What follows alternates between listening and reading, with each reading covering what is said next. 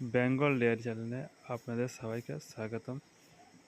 আজকে আলোচনার বিষয় হচ্ছে ডেয়ারি ফেল হওয়ার মুখ্য কারণগুলো। গরু কিংবা মোষ সঠিক জানকারি বা সঠিক জাত না জানার জন্য ডেয়ারি ফেল হওয়ার আরেক কারণ।